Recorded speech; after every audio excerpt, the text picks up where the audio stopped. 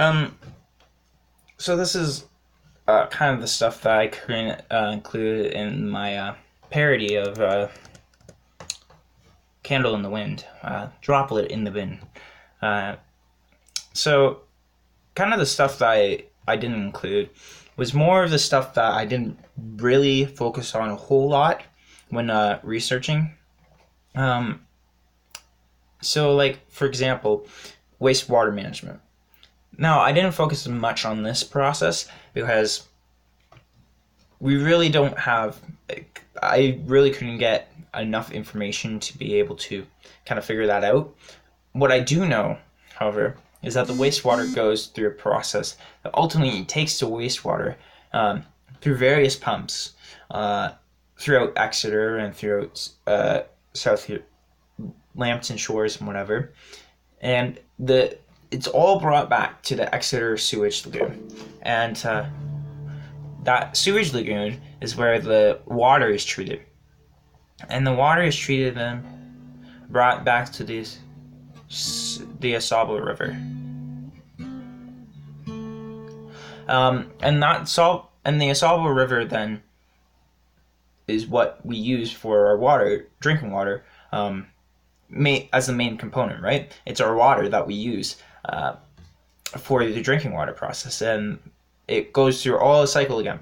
So after the wastewater is waste, it all comes back through a huge system where it's brought back to the Exeter sewage lagoon, where it's treated and then brought back to the Asaba River. And that just ensures that, you know, we have clean drinking water, and that the Asaba River is not polluted, right? Because then that makes more work for us in the treatment process to make our drinking water more edible, right? So the improper treatment of waste. Sorry. Like I was trying to say, the activities that affect our water, specifically tie into the quality of water that we have. And I focus more on the technical side of things because my dad is a plumber. And I know that, a lot of this stuff kind of ties in a little bit more to plumbing, just because that's kind of the access I could have. But it also kind of ties in more to a household kind of standpoint. So, like, the first kind of topic I want to talk about when it comes to the activities that affect our water is the improper use of toilets and sink faculties. And now, this is a subject that I'm very familiar with because my dad is in the plumbing business, and I also do a lot of research on this kind of stuff. And what I've learned is that we have these things that we assume are flushable but aren't actually. Like, they're marketed as flushable, but we actually aren't allowed to flush them down the toilet because they actually do cause a lot of clogs in our systems. The number one thing that I found that does this is specifically flushable wipes. Now, this came as a surprise to me because I was like, really? Like, flushable wipes? Like, you can't, flush them down the toilet or anything, even though they say flushable right on the box. But no, you can't. And this is because flushable wipes are designed to hold moisture, right? And so the way that the toilet breaks down, your TP or whatever, is by using water, pressure and water that ultimately break it down into its goopy form, kind of. If you ever soak in TP into water or anything like that, you're gonna find that it becomes goopy, like this. So, as you can see, I brought some TP with me, and basically I'm going to just demonstrate what happens. So, you have your toilet paper, right? Once it goes in the water, agitate it a bit, and all that. even without agitating it enough, it's already become its goopy form. Now this is ideal in a sewage plant, because you want to have this goopy kind of water when it's going through the pipe, because it's easier for us to deal with that, for plumbers to deal with that, and it costs less money to deal with it. I mean, if you get a clog with toilet paper, all you have to do is pull the thing out.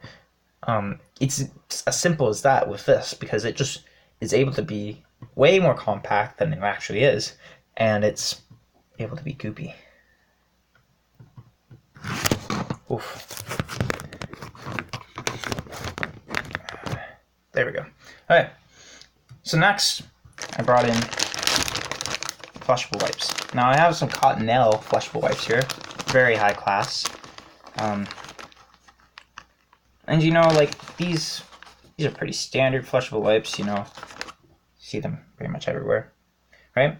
And they already have moisture in them. You can see on the package it says it has moisture already inside of these. And they say you should do Cottonelle toilet paper with Cottonelle flushable wipes. Now, this is the issue. You see, as I agitate this, I'm going to, stir it around, and I might be here for a while. But you can already tell that when I pull it out, it's not compacting. It's still quite the same. And that's because these flushable wipes are designed to hold moisture, right? So when you put moisture in it, and I'll even agitate it a bit, you're not actually breaking it down. You're simply, it's simply going to stay in the same form. And I'll even scrunch it up, kind of get her in there, scrunch it up a bit, whatnot, and I'll compact it. I didn't do anything. Still a good flushable wipe, and all I have to do is kind of, yep, there you go. It's still in the same form.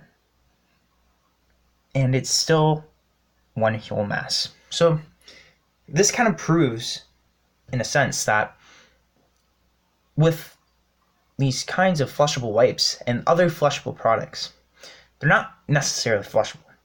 They say they are, but they're not. And you have to be very careful when you're shopping for anything.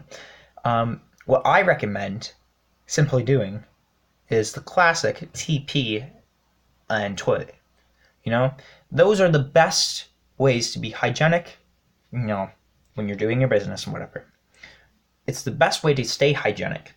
It's definitely not going to, you're not going to be cleaner with these. You may feel cleaner because you have moisture, but, TP is the #1 hygienic product that is useful and, doesn't harm anything. This is harmful. I've been talking for like the past minute, and it's still able to still able to go back into its original form. And I've been talking for this whole time, and it still hasn't broke down. And it's ridiculous. Meaning, yeah, that's why we have to be careful what we flush down the toilet. And that's what I mean by improper use, is flushing down these darn flushable wipes, which clog our sewers. People, just use TP. So the next thing that really is not good for the environment, which kind of seems obvious, but people keep messing this up all the time, and we've been talking about it for 50 years, and that's the improper treatment of waste. Now, I don't mean the waste that we were talking about earlier. I mean the garbage waste that we just throw on the side of the road. I see this almost like every time I walk by the creek that's near our house. I see one piece of garbage. I see 2 pieces of garbage. I see 5. Sometimes I see 10. Let's go see if there's any